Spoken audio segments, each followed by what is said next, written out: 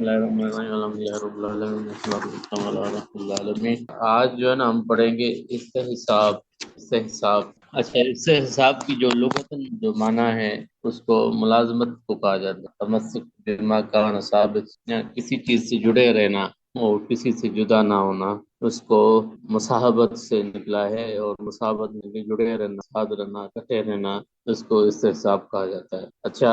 اس کی جو لغوی اصطلاحی معنی ہے، تعریف جو ہے اس کی یہ ہے کہ ماضی میں کسی چیز کی حالت کو حال کے زمانے میں جاری رکھنا جب تک کہ اس کی حالت کو تبدیل کرنے والی کوئی دلیل نہ پائی جائے۔ یعنی اگر ماضی میں کوئی معاملہ چلا آ رہا ہے یا کرنے کا یا نہ کرنے کا، تو اس کو جو حال، یعنی ماضی میں جو چیز چلی آ رہی ہے تو اس کو حال میں، یعنی موجودہ زمانے میں بھی اس کو اسی طرح جاری رکھنا، یہاں تک کہ کوئی دلیل نہ آ جائے جو اس کو بدل دے یا روک دے، تب تو اس کو مصاحبت کہا جاتا ہے۔ اچھا، اس کی مثال یہ ہے کہ یعنی کہ استحساب کی کہ المفقود جو مفقود الخبر، جو گم شدہ بندہ ہے، اگر وہ گم ہو جائے تو اس کا کیا یعنی کہ حکم ہوگا؟ تو اس کو زندہ تصور کیا جائے گا یا اس کو مردوں میں شمار کیا جائے گا؟ کوئی اگر بندہ گم ہو جائے، اس کو عربی میں مفقود الخبر، یعنی کہ گم شدہ شخص، تو اس کا کیا یعنی حکم بنے گا؟ تو اس پہ جو ہے نا فقہائے کرام نے اسی دلیل سے لیا ہے، استحساب کی دلیل سے لیا ہے۔ جس طرح وہ ماضی میں زندہ تھا تو لہذا اس کو اس حال میں، موجودہ حال میں بھی زندہ تصور کیا جائے گا، یہاں تک کہ کوئی دلیل آ جائے کہ اس کے مردہ ہونے کی خبر دے دے، تو تب تک وہ جو ہے نا زندوں میں شمار کیا جائے۔ واضح ہو گیا؟ تو اس کی اب یہ اتنی بار یہ نقطہ جو ہے، اگر زندہ ہونا یا مردہ ہونے کے تصور پہ اتنا بڑا وہ اثر رکھتا ہے کہ اس کی میراث جو ہے یا اس کی بیوی جو ہے، اس پہ بھی اس کے جو احکامات ہیں وہ صادر ہوتے ہیں۔ وہ زندوں میں اگر شمار کیا جاتا ہے تو اس کی بیوی جو اس کی نکاح میں ہی رہے گی اور شادی نیا نکاح نہیں کر سکتی۔ اسی طرح جو اس کی میراث ہے، مال ہے، وہ بھی تقسیم نہیں کیا جائے گا یہاں تک کہ وہ خبر پر معلوم ہو جائے کہ فوت ہو گئے، پھر جا کے اس کی میراث جو ہے نا اگلوں میں تقسیم کی جائے گی۔ واضح ہو گیا؟ اچھا، یہ جو مفقود الخبر ہے، جو گمشدہ بندہ ہے، تو اس کی میراث یا اس کی بیوی جو ہے وہ طلاق نہیں ہوگی، جدائی، وہ اس کی نکاح میں ہی رہے گی یہاں تک وہ اس کی فوت ہونے کی خبر آ جائے، تو اس کو اسی میں جاری رکھا گیا ہے۔ تو اس میں جو اس مثال سے یعنی کیا تطبیق ہو رہی ہے، جو استحساب سے کیا مسئلہ جڑا ہوا ہے، وجہ استدلال کون سی ہے یہاں پہ؟ اچھا، یہ یعنی کہ کہہ رہے ہیں کوئی شخص گم ہو جائے تو اس کی آیا کس کا کیا حکم بنے گا؟ اس کا یہ استحساب سے بن رہا ہے، جس استحساب کی تعریف ہے کہ جو چیز ماضی میں چلی آ رہی ہے اس کو حال میں اسی طرح رکھا جائے گا، یہاں تک کہ کوئی نئی دلیل یا کوئی رکاوٹ نہ آ جائے۔ تو اس کا یہی مثال ہے کہ اور بھی مثال ہے، مگر اس کی سب سے بڑی مثال یہ ہے کہ کوئی شخص گم ہو جائے تو اس کی بیوی، اس کی میراث جو ہے اس کو اسی طرح تصور کیا جائے گا جس طرح وہ زندہ تھا یا زندہ ہے۔ خبر تو نہیں ہے کہ وہ زندہ ہے مردہ میں، مگر اس کو وہی جب پکا یقین ہو جائے کہ فوت ہو گئے تو پھر اس کا وہ شمار کیا جائے گا، ورنہ وہ اس کو اسی طرح رکھا جائے گا جس طرح وہ زندہ میں شمار کیا جائے گا، لہذا کام جو ہیں وہ بھی اس کے مطابق ہی چلے آئیں گے۔ واضح ہو گیا؟ ایکسکیوز می سر، اچھا سر، یہی وہ مسئلہ ہے نا جس میں اناف کا، شوافق اور مالکیوں کا اختلاف بھی ہے؟ 120 سال انتظار کریں گے یا 400 سال انتظار کریں گے یا پوری عمر انتظار؟ اتنا نہیں ہے، اناپ کے نزدیک وہ بھی 80 سال، 90 سال تک ہے۔ یہاں اس اچھا کے جو عزیز، جو ان کے ہم عمر ہیں اقران، ان کی عمروں کو دیکھا جائے، ان میں جو فوت ہو رہے ہیں اس پہ قیاس کر کے اس کا جی اعتبار جی جی کیا جائے گا۔ امام مالک یہاں 70 سال کا یعنی اس کا وہ انتظار ہوگا، پھر اس کے بعد قاضی وقت جو ہے فیصلہ سنائیں گے، اس کی میراث وغیرہ، اس کی فوت ہونے کی خبر دیں گے۔ اسی طرح فقہ حنابلہ، امام مالک، امام احمد بن حنبل کے دو اقوال، یعنی کہ ان کو میں نے کہ وہ کہتے ہیں کہ اگر یہ بڑا یعنی کہ وہ یعنی پریکٹیکل یعنی کہ ہے اس دور میں بھی، کہ اگر یہ کنفرم ہو کہ یعنی کہ اس کے موت ہونے کی خبر مانے پکی ہو تو وہ اس کو دیکھا جائے گا، اگر اس کی موت ہونے کی خبر پکی نہیں ہے تو اس اعتبار کیا جائے گا۔ یعنی کہ اگر جنگ میں گیا ہے تو پھر وہ اس میں غالب گمان یا بیڑی جہاز میں گیا ہے تو اس کا غالب گمان یہی ہوگا کہ وہ جو ہے نا وہ اس کا فوت ہونے میں شمار کیا جائے گا۔ دوسرا یہ ہے کہ اگر تجارت کے لیے گیا ہے، آج کے زمانے میں مثال تعلیم کے لیے گیا ہے اور گم ہو گیا، تو پھر اس کو جو ہے نا زندوں میں غالب گمان یہی ہے کہ وہ زندوں میں شمار کیا جائے گا، یعنی اغلب گمان کے مطابق یہاں پہ جس جگہ پہ زیادہ گمان ہو اس کو اس اعتبار سے دیکھا جائے گا۔ اس کے بعد جو ہے دوسری مثال ہے کہ مزار ہے، زراعت کرنے والا، ملکیت کا ثبوت۔ اگر کوئی بندہ زراعت کر رہا ہے، مزار ہے، اور وہ بعد میں آ کے یہ کہہ دے کہ میں اس کا مالک ہوں اس زمین کا، تو اس کے لیے اس کو ثبوت دینا ہوگا، ورنہ اس کو وہی مزار ہی شمار کیا جائے گا جس طرح وہ پہلے سے زراعت کرتا آ رہا ہے، تو لہٰذا اس کو وہی اس میں شمار کیا جائے گا۔ یہ استحصاب کے ساتھ ہوگی، یعنی کہ وہ جب ملکیت کا دعویٰ کرے گا تو اس کو ثبوت دینا ہوگا، ورنہ اس کو وہی شمار کیا جائے گا جس طرح پہلے وہ کرتا آ رہا ہے۔ میں مالک ہوں اس کا ہوں تو پھر اس کو دلیل دینی ہوگی۔ اسی طرح دکانیں ہیں، زمینیں اور پلاٹنگ وغیرہ جس پر شہروں کی لائف میں ہے، تو پھر اس میں جو ہے نا وہ اس میں بھی یہی ہوگا، اگر رینٹل شمار کیا جائے گا، اگر وہ کہ یہ میری پراپرٹی ہے، یہ میرا گھر ہے، تو اس کو بھی یہی دلیل دینی ہوگی، ثبوت دینا ہوگا کہ اس کا میں مالک ہوں، یعنی کاغذات دینے ہوں گے، شواہد دینے ہوں گے، تو تب وہ اس کا مالک ٹھہرے گا، ورنہ وہی اس کا کرایہ دار بنے گا یا ملازم بنے گا اس کو۔ واضح ہو گیا؟ جی جی سر۔ اچھا، اس کی تیسری مثال ہے کہ کسی نے خریدار سے، دکاندار سے یا کسی کمپنی سے کتا لیا، شکاری کتا لیا یا ٹرین وہ تربیت یافتہ کتا لیا، پھر اس کے بعد جو ہے یہ معلوم ہوا کہ وہ کتا وہ جو تربیت شکار کا کرنے والا نہیں ہے، یا جس طرح آج کل وہ دیے جاتے الٹریشن وغیرہ ہوتے ہیں جو چوروں وغیرہ کو پکڑنے کے لیے آج کے زمانے میں، پہلے تو شکار کے لیے استعمال کیا جاتا تھا، تو پھر بعد میں پتہ چلا کہ وہ نہیں ہے، اس کو یہ کنٹینیو ہے، تو لہذا وہ دکاندار پہ اس پہ آئے گا کہ وہ اس کو ثابت کرے کہ یہ کتا شکاری ہے، اس نے کیونکہ یہ دعویٰ کیا، ورنہ کیونکہ عادتاً کتا وہ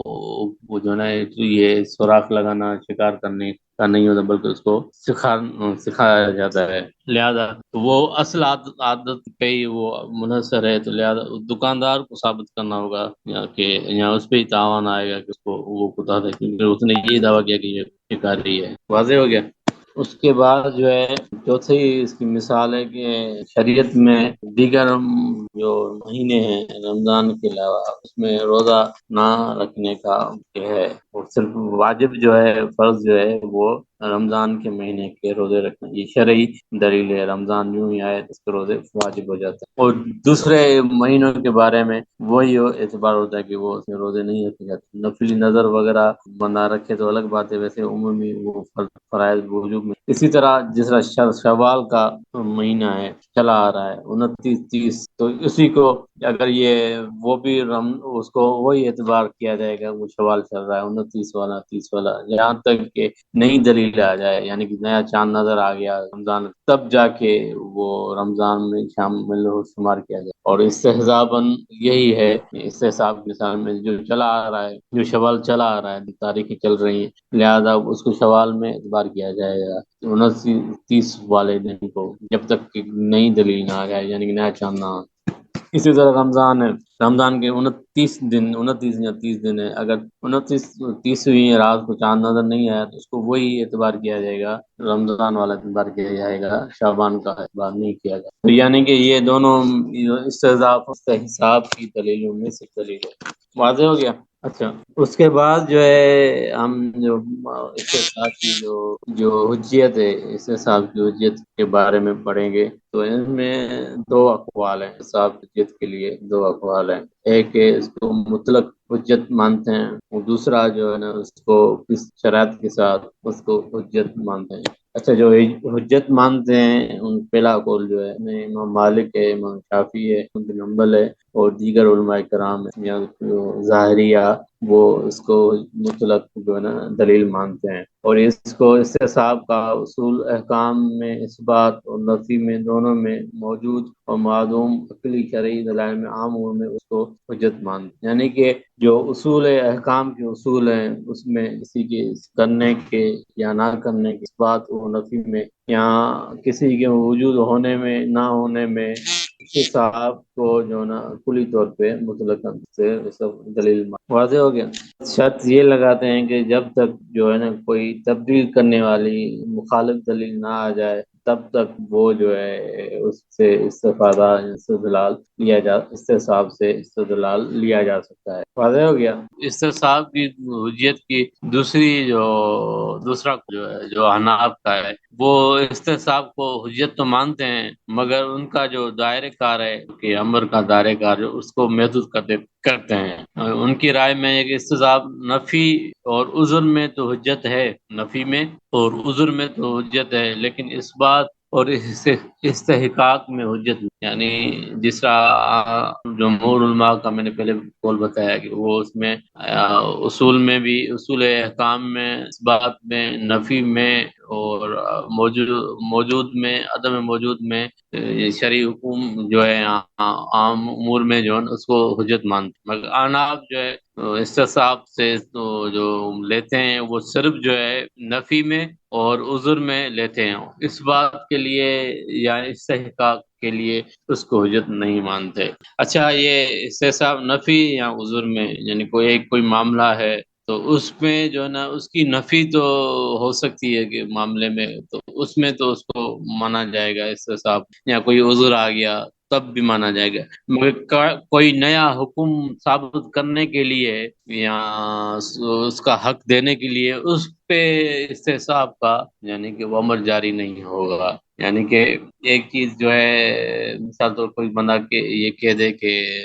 ایک چیز جو وقف میں چلی آ رہی ہے، مثلا مثال دے رہا ہوں، وہ اگر کوئی کہتے کہ یہ میری ہے، میرا اس میں سے حق ہے، حالانکہ وہ ایک یعنی کہ ایک چیز سب اس سے استفادہ کر رہے ہیں، اور کوئی نیا آگے کہتے یہ میرا ہے، تو وہ اس کو حق ثابت کرنے کے لیے دلیل دینی ہوگی، نہ کہ استصحاب سے یہ کہ یہ تو میں لیتا آ رہا تھا، جس طرح مزارع جو ہے کہ میں زمین سے فائدہ لیتا آ رہا ہوں، تو اور یہ کہہ دے کہ اب یہ میرا ہی حق ہے، تو اس حق کو ثابت کرنے کے لیے اس کو دلیل چاہیے، اور یہ نہیں کہ اب وہ چلا آ رہا ہے تو اب لہذا اس کی ہو گئی، اس سے حساب کی بنیاد پہ یہ نہیں ہوگا، بلکہ اس کے لیے دلیل چاہیے۔ تو یعنی کہ اسٹیبلش رائٹس جو ہیں، رائٹس کو اسٹیبلشمنٹ آف رائٹس یعنی کہ استقرار حق کے لیے دلیل نہیں بن سکے گی، کوئی نیا حکم اس سے آپ نہیں لے سکتے، بلکہ جو چیز چلی آ رہی ہے اس پہ لیا جائے گا۔ دوسرے الفاظ میں یہ ہے کہ استصحاب کی حجت تو سب مانتے ہیں، لیکن فقہ حنفی اس کے نزدیک یہ بقائے حکم کے لیے حجت نہیں ہے، بلکہ دفع حکم کے لیے حجت ہے، یعنی کہ کسی کے حکم کی بقا کے لیے یہ استصحاب دلیل نہیں بن سکتا، مگر کسی دفع کے لیے حکم سے حجت لی جا سکتی ہے۔ واضح ہو گیا؟ میں اس کی مثال دوں گا، اس میں سے آپ کی یہ باریک جو فرق ہے یہ واضح ہو جائے۔ سر ہم اچھا، اس کو اس طرح سمجھ سکتے ہیں نا کہ فرض کیا جو خامند ہے، ایک میراث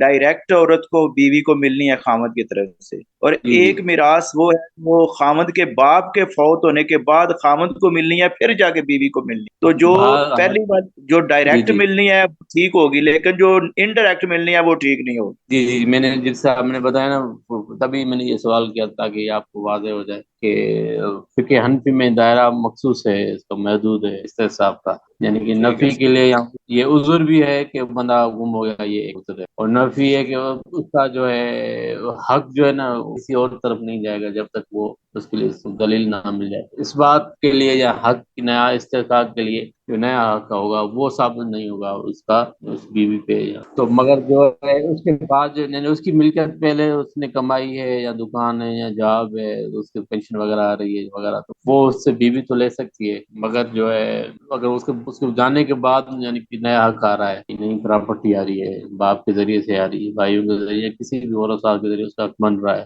تو وہ جو ہے نا وہ اس میں اس کا بیوی کا حق آئے گا، یہ فقہ حنفی کے مطابق، اس اصول کے مطابق۔ ابھی جو نا یہ جو تعریف میں جو اختلاف پایا جا رہا ہے حجت میں اناف اور جمہور علماء میں، اس میں جو ان کے جو محفوظ الخبر کی مثال دے رہا ہوں اس سے ہی آپ سمجھ رہے ہیں کہ اس کا کیا اثر پڑ رہا ہے، کہ اناف جو اس کو محدود لیتے ہیں اور نفی اور عذر میں لیتے ہیں، اور استحقاق میں، حق لینے میں، اور جو ہے یہ ثبوت ہونے میں اس کے لیے دلیل. تو یعنی کہ اس کی اثر کی وجہ سے اس تاریخ اور اس پہ جو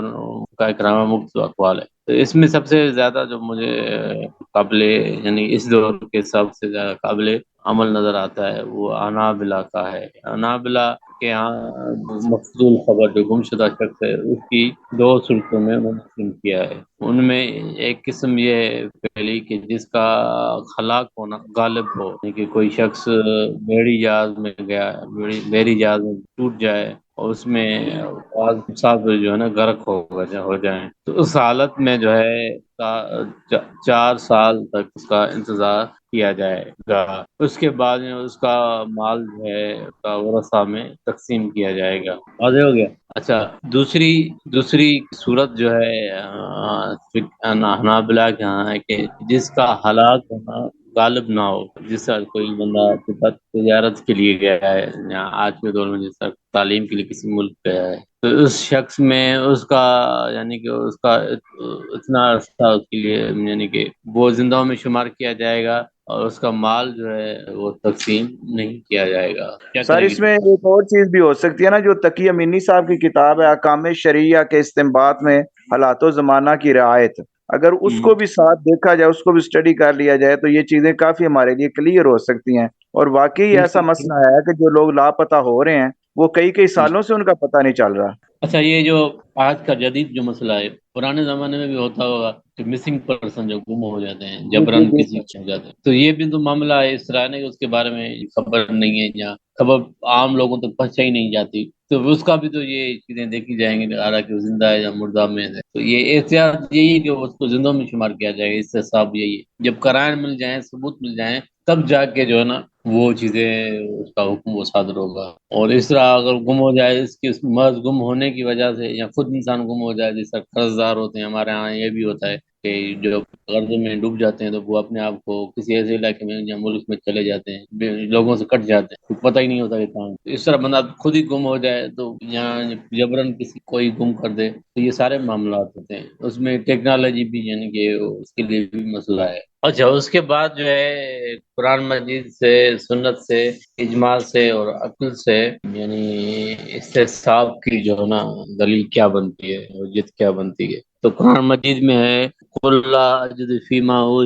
أُوحِيَ إِلَيَّ محرم على طعام يطعمه إلا أن يكون ميتة أو دما مسفوحا أو لحم الخنزير فإنه رجز من أو فسق أهل لغير الله به. تو اس آیت میں اللہ پاک سورہ انعام کی 145 آیت نمبر ہے، جس میں اللہ پاک نبی علیہ السلام سے کہتے ہیں کہ آپ کہہ دیجئے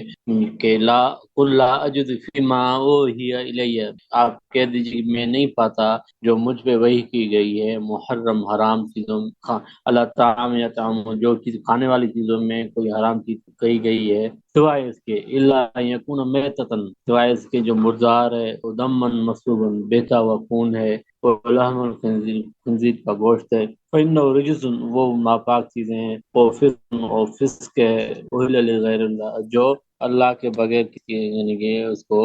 لیا گیا ہے یا اللہ کے بندے کے نام سے اس کو لیا گیا ہے. تو یہ خاص چیزیں ہیں، یعنی کہ یہ مردار ہے، خون ہے، خنزیر ہے، اور اللہ کے علاوہ جانوروں کو ذبح کرنا، یہ 4 چیزیں ہیں. ایک دو تین 4 چیزیں ہیں. اچھا، یہ 4 چیزیں اللہ پاک کے نبی علیہ السلام فرمایا کہ اس کے علاوہ میں کسی اور چیز کو حرام نہیں کہتا جہاں اس کے بارے میں مجھے وہی نہیں گئی. اچھا، اس آیت سے جو چیزیں چلی آ رہی تھی عرب معاشرے میں یا اس دور میں نبی علیہ السلام، وہ ساری چیزوں کے بارے میں نبی علیہ السلام نے کسی چیز کے بارے میں، حرام چیزوں میں، کھانے کی چیزوں میں کوئی حرام چیز نہیں پاتا. یعنی کہ اس آیت سے یہ مفہوم ملتا ہے جتنی کھانے والی چیزیں ہیں وہ ساری مباح ہیں، حلال ہیں، سوائے اس کے جو مردار ہے، خون ہے اور خنزیر ہے، اللہ کے علاوہ اس کے بارے میں ذبح کیا گیا ہو. اللہ کے نام کے بغیر لیا گیا ہو. تو یہ چار چیزیں ہیں، اس کے علاوہ میں کوئی چیز حرام نہیں پاتا. یعنی کہ جو جتنی چیزیں میرے سے پہلے چلی آ رہی تھے اس میں کسی کو میں حرام نہیں پاتا. واضح ہو گیا؟ واضح جی ہو گیا. واضح ہے۔ یعنی کھانا اس میں اس سے صاف واضح ہو رہا ہے کہ جو قوموں میں عرب میں جو چلا آ رہا ہے امت نبی علیہ السلام کے زمانے، وہ سارے کے سارے حلال یا مباح ہیں سوائے اس چار. تو اس کو اس سے صاف یہ عمل جو چلا آ رہا تھا، عرب میں عادت موجود تھی، اس کو ہی نبی علیہ السلام فالو کر رہے تھے، اور نبی علیہ قرآن کی سایہ سے ہی اس کی تائید کی ہے، سوائے ان چار چیزوں کو جس کے بارے میں اللہ پاک نے نبی علیہ السلام کو منع کیا کہ یہ چیزیں حرام ہے. واضح ہو گیا. پھر اس کے بعد جو ہے جس طرح خیبر کا مقام آتا ہے، نبی علیہ السلام حمر الحلیہ جو جانور گدھا ہے وہ اس کے بارے میں آپ نے حرام کرا دیا. پھر اس کے بعد جو متع کا معاملہ ہے وہ اس کے بارے میں اس کو حرام، وہ عرب میں عادات میں تھا اس کو حرام کر دیا. تو ایسا اور چیزیں احکامات ہمیں دیکھتے ہیں. تو کھانے کی چیزوں میں یہ مثال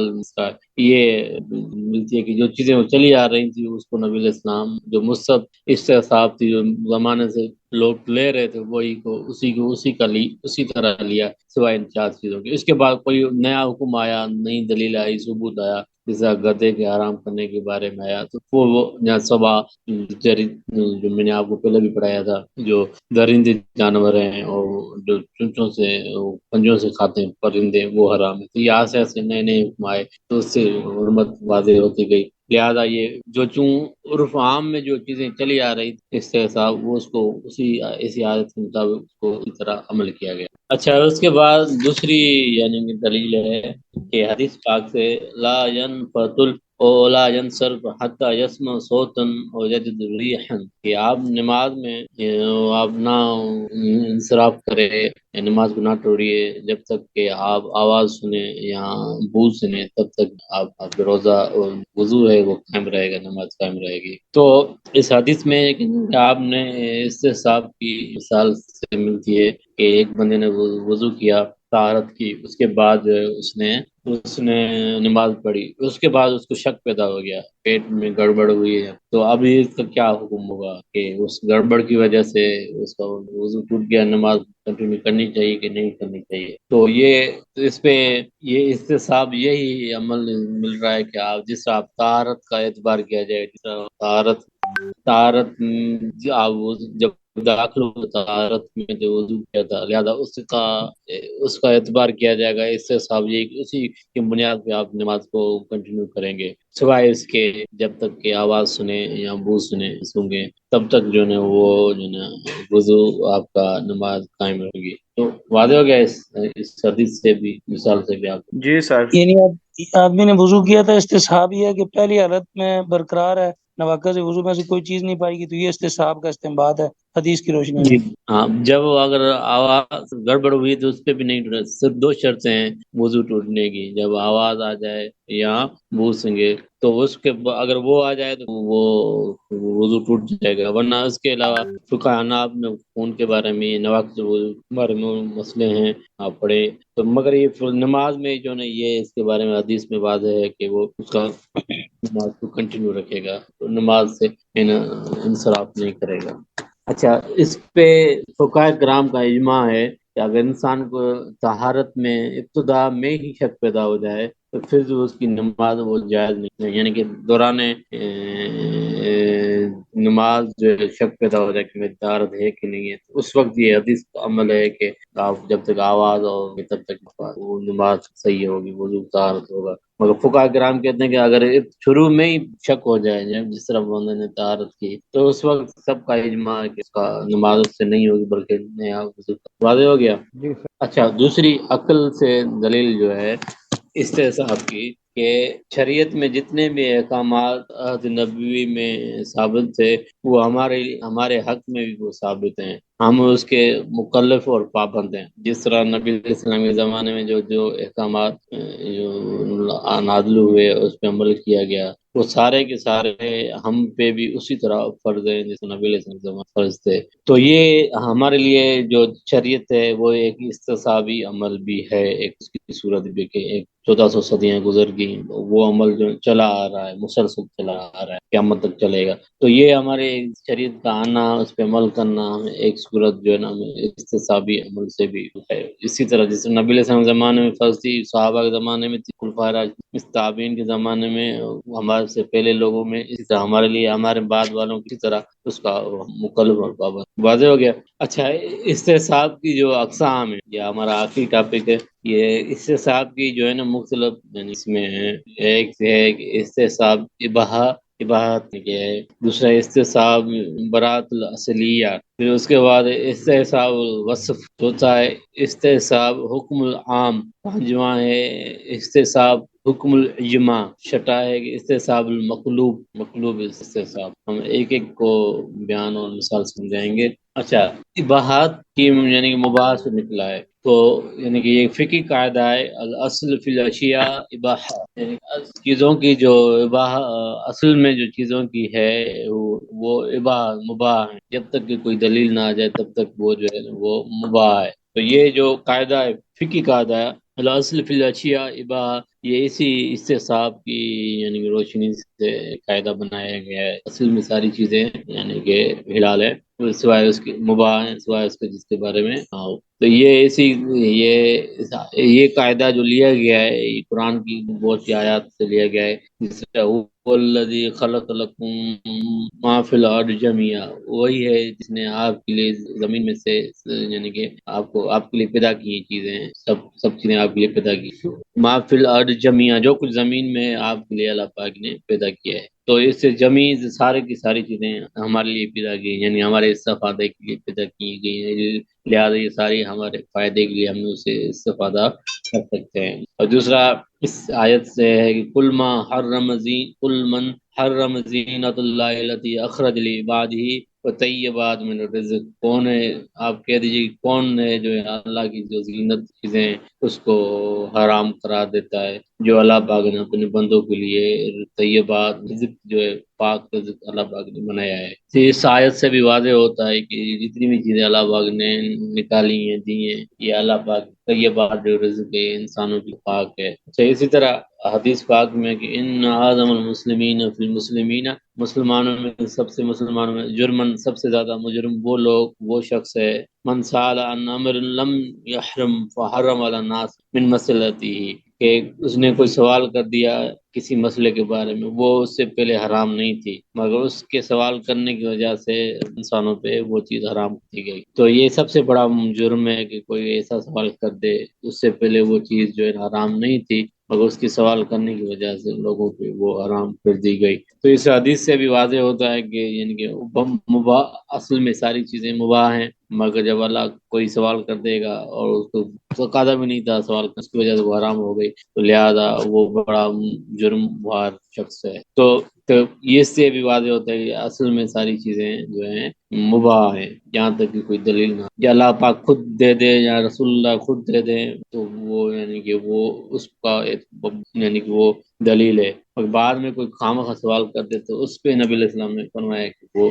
جب تک قرآن نازل ہو تو خاموشی ادب میں ہو، اس کی وجہ یہ نہ ہو کوئی ایسی چیز مشقت والی لوگ، جس طرح بنی اسرائیل حضرت موسیٰ علیہ السلام سے سوالات کرتے تھے، زیادہ سوالات کرتے تھے. جس طرح بکرا کے بارے میں، یعنی کہ گائے کے بارے میں انہوں نے کہ کون مالونا، کون سا رنگ ہے، کہاں کی ہے، کیا کرتی ہے، بہت سے سوالات کیے. تو انہوں نے مختلف، اللہ پاک نے ان کو اس حرج میں ڈال دیا. پھر اس کے بعد آخر میں جا کے انہوں نے اس گائے کو ذبح کیا. حدیث میں آتا ہے اگر کسی بھی گائے کو ذبح کر لیتے تو وہ ان کے لیے ہو جاتی، وہ زندہ ہو جاتی، مگر انہوں نے سوالات کیے، خود ہی سوالات کیے، اس کی وجہ سے اللہ کو اور مشقت ڈالا. تو یہ اس طرح بہت سی آیات سے، احادیث سے ہمیں یہ چیزیں ملتی ہے کہ اصل میں چیزیں مباح ہیں، سوائے اس کے بارے میں شریعت کوئی حکم. واضح ہو گیا؟ جی واضح ہے. اچھا، اس کے بعد ہے استصحاب برات الاصلیہ، یعنی کہ استصحاب جو ہے وہ جو ہے اصل میں برات ہے، یعنی ہر بندہ بری ذمہ ہے، یعنی کسی پہ کوئی ذمہ نہیں ہے یہاں تک کہ کوئی ذمہ اس پہ ڈالا جائے. واضح ہو گیا؟ یعنی اصل میں کوئی بھی انسان ذمہ دار نہیں ہے جب تک اس پہ کوئی نیا ذمہ اس پہ وہ نہ آ جائے، پھر اس پہ وہ واجبات کرنا وہ لازمی ہو جاتا ہے۔ جب کوئی شرعی دلیل موجود نہ ہو کسی کے بارے میں تو وہ اس پہ انسان بری ذمہ ہے، اس پہ لازمی نہیں ہے کہ وہ کام کرے۔ جب شریعت نے مکلف کر دیا یا کوئی اس فرد پہ کوئی وہ چیز آ گئی تب جا کے وہ اس پہ لازمی آئے گا، تب تک وہ جو ہے نا وہ مکلف نہیں چیز، سوائے عبادات کے، یعنی کہ معاملات میں انسان عمومی طور پہ بری ذمہ ہے، اس پہ کسی پہ بھی کوئی ذمہ نہیں ہے جب تک کہ اس پہ کوئی ذمہ عائد نہ ہو جائے، سوائے عبادات کے، کیونکہ یہ قرآن پاک کی آیت ہے کہ جس کو احکام شرعی جو احکام ہیں یا عبادات ہیں اس میں یہ قاعدہ یعنی کہ استصحاب برات رسلیہ نہیں آئے گا، یعنی عبادات کا معاملہ جو ہے وہ انسان مکلف ہے، اس کا عمومی سارے اس میں آتے ہیں، کیونکہ جب اللہ پاک نے وعدہ لیا تھا وَإِذَا أَخَذَ رَبُّكُم مِّن بَنِي آدَمَ مِن ظُهُورِهِمْ ذُرِّيَّتَهُمْ وَأَشْهَدَهُمْ عَلَىٰ أَنفُسِهِمْ أَلَسْتُ بِرَبِّكُمْ قَالُوا بَلَىٰ شَهِدْنَا أَن تَقُولُوا يَوْمَ الْقِيَامَةِ إِنَّا كُنَّا عَنْ هَٰذَا غَافِلِينَ۔ یہ اس آیت سے ہمیں ملتا ہے کہ نبی جب اللہ پاک آپ کے رب سے نبی علیہ السلام سے بنی آدم علیہ السلام کی اولاد سے ان کی پیٹھ سے ظہور سے یعنی کہ ان کی پشتوں سے ان کی اولاد کو نکالا اور اس کو گواہی لی، اپنی گواہی لی اپنے رب کی، کیا الست بربکم، کیا میں تمہارا رب نہیں ہوں؟ تو قالوا بلا شہید، سب نے کہا کہ آپ بے شک رب ہیں، ان تقول، اور یہ نہ کہیے گا قیامت کے دن انا کنا ھذا غافلین، ہم اس بات سے غافل تھے۔ تو انسان اصلاً جو ہے عبادات میں مکلف ہے۔ اللہ پاک نے جب آدم علیہ السلام کی پشت سے پوری ارواح کو نکالا، پوری انسانیت کو نکالا، پھر اس سے وعدہ لیا اپنی ربوبیت کا، تو یہ ایسے واضح ہوتا ہے کہ یہ ہم سب جو ہے نا جتنے بھی انسان ہیں عبادت کے مکلف ہیں، تو یہ لہذا اس میں بری ذمہ نہیں ہو سکتے، یہ پہلے سے وعدہ لیا گیا، یہ ذمہ پہلے انسانیت پہ آدم علیہ السلام کی اولاد پہ ڈالا گیا ہے، تو یہ اب یہ نہیں ہو سکتا کہ کوئی کہتے کہ عبادت سے بری، واضح ہو گیا۔ اس میں سر جی حقوق اللہ حقوق العباد دونوں نہیں آتے ہیں آیت میں؟ اس میں حقوق اللہ آئیں گے، یعنی اللہ پاک کے جو حقوق ہیں وہ آ جائیں گے، خاص طور پہ عبادت کے جو ہیں وہی حقوق العباد جو ہے یعنی بندوں کے حقوق، اس پہ یہ قاعدہ آئے گا کہ برات، یعنی کہ انسان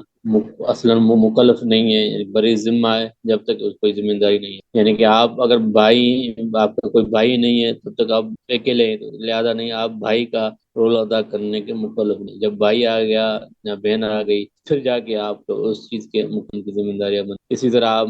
شادی کر لی، آپ کو اولاد نہیں ہے تو اب یہ ضروری نہیں کہ آپ باپ کی ذمہ داریاں آپ پہ آئیں گی، جب بیٹا آ گیا تو تب آپ باپ کے روپ میں آپ کی ذمہ داریاں وہ آ جائیں گی، اسی طرح شوہر ہے شادی نہیں ہے تو وہ شوہر والے حکم نہیں آئیں گے، جب شادی کر لی تو وہ اب وہ اس پہ آپ پہ وہ حقوق صادر ہو جائیں گے، اسی طرح آپ حاکم وقت نہیں ہے تو آپ حاکم وقت کی جو ذمہ داری ہیں وہ آپ پہ عائد نہیں آئیں گی جب تک کہ آپ کو وہ ذمہ داری نہ جائے، تو اسی طرح جتنے بھی معاملات ہیں اس میں جب تک وہ آپ کی ذمہ داری عائد نہیں ہوتی تب تک کہ آپ جو ہے نا مکلف نہیں ہیں، جب وہ ذمہ داری آ گئی تب جا کے آپ وہ ذمہ داری اچھا احتساب وصف، یعنی ایسے وصف کے متعلق کہا جاتا ہے کسی یعنی کہ وصف کے بارے میں اس کا حال میں بھی برقرار رکھا جائے گا جب تک کہ اطلاق کوئی دلیل قائم نہ ہو جائے، اور اس وصف کی کیفیت زمان حال میں تبدیلی ثابت نہ ہو جائے، یعنی کہ ایسا کوئی وصف جو ہے پایا جا رہا ہے تو اس کی وجہ سے اس کا اعتبار کیا جائے گا جب تک کہ نیا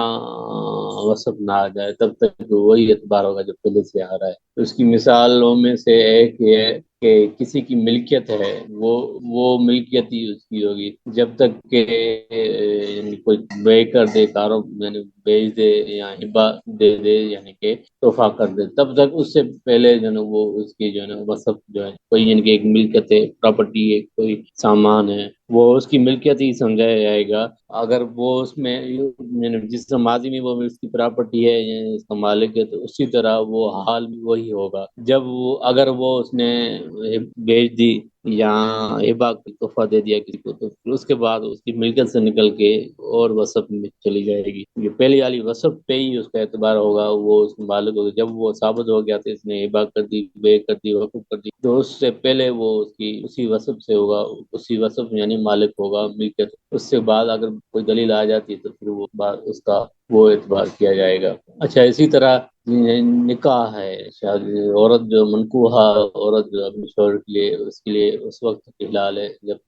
تک کہ اس کی دونوں میں تفریق جو ہے، طلاق یا تفریق لازم نہیں آتی، تب یا کوئی دلیل نہیں پائی جاتی، تب تک وہ اس کے لیے، وہ بیوی اس کے لیے حلال ہے۔ نکاح کر لیا، اب اس کی بیوی ہے تو یہ پوری عمر اس کی بھی رہے گی۔ تو اگر کوئی دلیل یہ پائی جا رہی کہ انہوں میں تفریق ہو گئی، جدائی ہو گئی، طلاق ہو گئی، تو اس کے بعد جو ہے نا وہ اعتبار کیا جائے گا، ورنہ اسی پرانے حال پہ جس میں نکاح والے پہ اس کا وہی اعتبار ہوگا۔ واضح ہو گیا؟ جی واضح۔ اچھا، اس کی تیسری مثال کہ وضو کے بعد، وضو جو ہے کرنے کے بعد وہ وضو کا انسان کا باقی، اگر وہ طہارت اس کی، یعنی طہارت جو ہے وہ قائم رہتی ہے جب تک کہ یہ نیا وصف نہ آ جائے، یعنی کہ کوئی ایسا بات نہ ہو جائے جس سے وضو ٹوٹ جائے، جس طرح نواقص الوضو، وضو ٹوٹنے کے جو اسباب ہے ان میں سے کوئی ایک وصف بھی آ گیا تو اس سے وضو ٹوٹ جائے گا۔ اس سے پہلے جو ہے نا وہ اس کو یعنی کہ وضو پاک سمجھا جائے گا جو وضو کیا ہے انسان نے۔ واضح ہو گیا؟ جی واضح۔ اچھا، استصحاب حکم العام، یعنی اس سے مراد ہے کہ کسی چیز کے حکم عام اس وقت تک برقرار رکھنا جب تک اس میں کوئی خاص کرنے کی دلیل ظاہر نہ ہو، یعنی کہ ایسا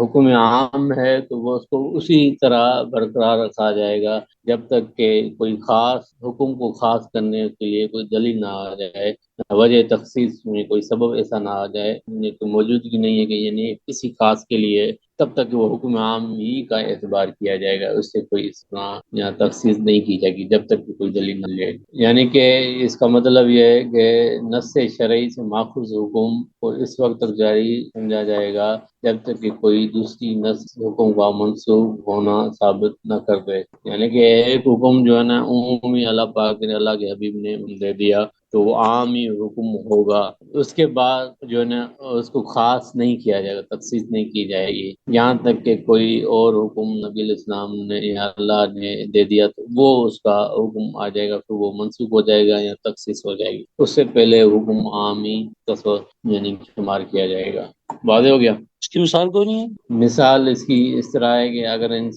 سارے انسان پہ، سب پہ یعنی کہ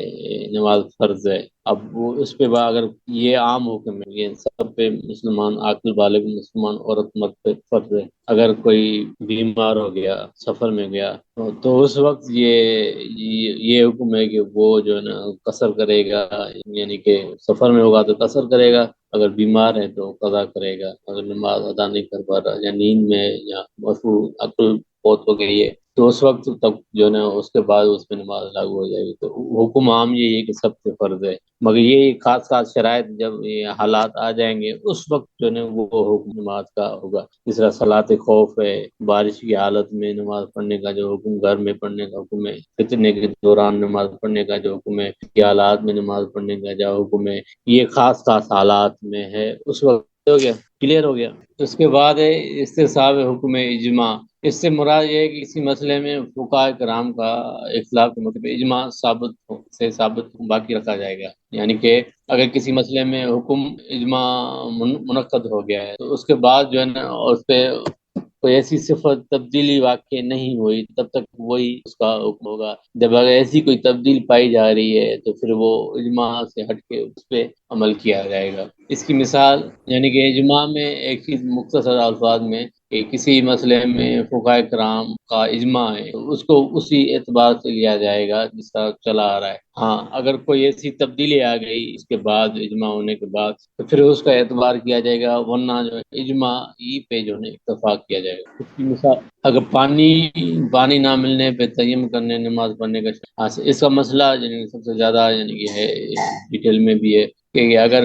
یعنی کہ آپ وضو کر رہے ہیں اور پانی نہیں ہے تو آپ تیمم کر کے جو ہے نماز پڑھیں گے، یا نماز کے دوران آپ کو پانی نظر آ گیا پھر بھی آپ کو نماز کو جاری رکھیں گے، یہ اس پہ اجماع ہے کرام۔ اچھا، تو اس سے پہلے یعنی کہ پانی تیمم کر رہے تھے آپ، اس کے دوران یعنی کہ آپ کو پانی مل گیا، نظر آ گیا، تو اب یہ اجماع تو یہی ہے کہ جب تیمم کرنے کے بعد آپ نماز پڑھ رہے ہیں اس وقت آپ کو پانی نظر آیا تو لہذا نماز کو آپ جاری رکھیں گے. اس پہ یعنی سارے علماء کرام فقہاء کرام کا اجماع ہے. یہ یعنی اس پہ عمل کیا جائے گا. مگر اگر وضو کر رہے تو تیمم کر رہے تھے اس دوران جو ہے نا پانی نظر آ گیا مل گیا, لہذا وہ جو اجماع والا مسئلہ تھا نماز کے دوران ہوتا تھا, اب یہ وہ جو علت تھی تیمم کرنے کی وہ ختم ہو گئی, اور ظاہر میں اب پانی بھی آ گیا تو لہذا تیمم چھوڑ کے آپ وضو کریں گے پانی سے, پھر اس کے بعد نماز پڑھیں گے. واضح ہو گیا؟ جی جی سر اوکے. اب اس میں پانی ملنے کے بعد اب جو ہے نا وہ اس کی وہ نماز نہیں ہوگی, کیونکہ نماز کے دوران تک پانی ملنے پہ تو اجماع ہے, اور اس کے دوران نماز جو ہے صلاۃ جو ہے یہ اجماع ہے کہ آپ نماز کو جاری رکھیں گے. اور دوران تیمم کے دوران جو ہے نا پانی مل جائے اس پہ اجماع نہیں ہے, بلکہ اس پہ جو ہے نا آپ کو تیمم چھوڑ کر جو ہے نا پانی استعمال کر کے آپ کو نماز ادا کرنی ہوگی. واضح ہو گیا؟ پڑھیں گے آخری مثال. استحسابی مقلوب جی کہا سر. جاتا ہے عکس کو, یعنی کہ الٹ چیز ہے اس کے الٹ یعنی ہو جائے. استحساب یعنی اس کے الٹا مراد لی جاتی ہے. اس سے مراد یہ ہے کہ اگر کسی چیز کا وجود یا عدم وجود کی حالت موجودہ زمانے میں ثابت ہو جائے تو زمانے حال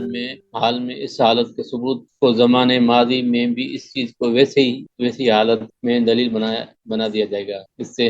استحساب حاضر فی الماضی بھی کہا جاتا ہے, یعنی کہ اس کو مخلوق کہا جاتا ہے. اس کی یعنی کہ ایک چیز جو پہلے موجود ہے اس کے الٹ جو ہے نا عدم موجود ہو اس کو نکلا لیا جائے گا. اس کی مثال سے سمجھیں گے کہ اس میں کیا یعنی کہ ایک چیز جو ہے وجود میں ہے اس کی عدم موجود میں ایک دوسرے کے اپوزٹ چلی جائے, یعنی ایک چیز چلی آ رہی ہے وجود میں اس کے الٹ جو ہے اس کا آ جائے. اگر یہ اسی طرح ہے, اگر کسی مثال میں اگر کسی نصرانی مسیح کی وفات ہو جائے اس کے بعد اس کی بیوی جو ہے نا مسلمان ہو گئی, یعنی اس کے بعد اس کی بیوی مسلمان کا دعویٰ کرے تو وہ اپنے شوہر کی موت کے بعد مسلمان ہوئی تھی تاکہ یہ کہہ کر اپنے شوہر کی جائیداد سے وارث بن سکے. یعنی کہ اگر کوئی نصرانی فوت ہو گیا اور اس کی بیوی نے یہ دعویٰ کیا کہ میں مسلمان جو ہوئی تھی بعد میں مسلمان ہوئی, پہلے نہیں تھی جب وہ زندہ تھے, تو اس سے یہ فائدہ ہوگا کہ یہ کہے گی تو اس سے اس کی میراث سے اس کو حصہ ملے گا. مگر اس کے ورثاء نے یہ دوسرے ان کے ورثاء نے کہا کہ نہیں یہ پہلے مسلمان ہوئی تھی اس کے بعد اس کا شوہر فوت ہوا, تو اس سے یہ ہوگا کہ اس کو اس کے میراث نہیں ملے گی. تو یہ یعنی کہ اس کے جاری ہونے سے اور نہ ہونے سے فتویٰ جو ہے مسئلہ جو ایک دوسرے کے الٹ آ رہے ہیں. تو یہ اس پہ یہ ہے کہ ان کے ورثاء کا اعتبار کیا جائے گا کہ یہ یعنی کہ اس عورت کا وہ سوال یعنی کہ بات کو نہیں لیا جائے گا بلکہ اس کے ورثاء کی بات کو مانا جائے گا. مسئلہ یہ ہے کوئی عیسائی ہے کوئی کہ کافر بہت ہے. اگر مسیحی ہے یا غیر مسیحی کوئی بھی ہے, اگر اس کی حدیث پاک میں لا یتورثان اہل ملت ہیں, یعنی کہ جو دو ملت والے ہیں, دو مذاہب والے ہیں, جو دو دین والے ہیں وہ ایک دوسرے کی میراث نہیں پائیں گے. حدیث یہی حکم ہے. مسلمان لا جو یرث بخاری میں ہے. المؤمن الکافر لا یرث المسلم, کافر مسلمان کی میراث نہیں پائے گا اور مسلمان کافر کی میراث میں حدیث پاک ہے. تو اب یہ اس مسئلے پہ کہ کوئی عورت یہ یعنی دعویٰ کر دے یا حقیقی ہو یا وہمی ہو جو بھی ہو کہ وہ مسلمان بعد میں ہوئے, جب اس کا شوہر فوت ہو گیا اس کے بعد کوئی دعویٰ کر کے میں مسلمان بعد میں پہلے اس کے ہوتے ہوئے مسلمان نہیں ہوئی, تو اس سے یہ ہوگا کہ اگر یہ ثابت یعنی کہ ہو جائے کہ وہ بعد میں مسلمان تو اس کی میراث اس کی وہ سے میراث لے گی. اگر یہ پہلے مسلمان ہوئی ہے شوہر بعد میں فوت ہوا ہے تو اس سے اس کی میراث نہیں بنے گی, اور اس کے مرنے کے بعد لہذا عزت ہو گئی فوت ہو گیا تو لہذا اس کی میراث اس کو ملے گی, اور مسلمان بھی بعد میں ہوئی ہے تو اس کو فائدہ ملے گا. اگر اس کے ورثاء یہ کہتے ہیں کہ نہیں یہ پہلے مسلمان ہوئی ہے اس کا شوہر بعد میں وہ یعنی فوت ہوا ہے تو پھر اس سے اس کو میراث نہیں ملے گی. تو یہ استحساب مقلوب ہے, یعنی کہ ایک چیز چلی آ رہی تھی, اب یہ کون سی ہے عورت کی بیوی کی بات صحیح ہے یا ورثاء کی صحیح ہے ایک الگ بحث ہے, مگر یہ کہ ایک چیز چلی آ رہی ہے اس کے الٹ جو ہے نا یعنی کہ میں نے اس کے مد مقابل دلیل آ گئی, اور اس کے مد مقابل جب دلیل آ گئی تو اس کا جو فتویٰ جو مسئلہ ہے وہ اس کے الٹ آ گیا. واضح ہو گیا؟ جی واضح. اچھا اگر کوئی کہہ دے کسی کے بارے میں شخص کے بارے میں کہا جائے کہ یہ کل اس جگہ موجود تھا کہ نہیں تھا, اور آج ثابت ہو جائے کہ آج جو نا اس جگہ پہ فلاں شخص موجود ہے، لہذا آج جب ثابت ہو گیا کہ آج اس جگہ پہ موجود ہے اور کل کے بارے میں شک ہے، لہذا آج کے موجود ہونے کی وجہ سے کل والا جو معاملہ تھا وہ بھی اس پہ بھی وہی اطلاق ہوگا، یعنی الٹ ماضی میں جو معاملہ امام میں اس کو حال کے رکھتے ہوئے اس پہ دلیل دیا جائے گا۔ واضح ہو گیا؟ واضح سر۔ جی سر، اوکے ہو گیا۔ اچھا، یہ تو یہ مثال اب دیکھ رہے ہیں کہ ہم سطحی سی نظر آتی ہے، مگر کرمنل لاجی میں اب جب دیکھا جائے گا، اگر کوئی واردات ہوئی ہے چور، تو اب یہ شک آ رہا ہے کہ فلاں بندہ جو ہے نا اس نے اس جگہ پہ موجود تھا، شک ہے، یعنی کہ دونوں باتیں ایک ہی نہیں، مگر آج جو ہے یا کسی اور دن میں یا آج یا ماضی میں اس کی کراس جو ایویڈنس سے یہ ظاہر ہو رہا ہے کہ وہ موجود ہے، لہذا جب کوئی اس کے علاوہ کوئی اور بھی نہیں ہے تو لہذا پھر اس کا جو ثبوت جو ماضی میں مل رہا ہے، کل میں مل رہا ہے یا آج مل رہا ہے، اس کو دیکھتے ہوئے جو ہے اس کا وہ حکم لگایا جائے گا۔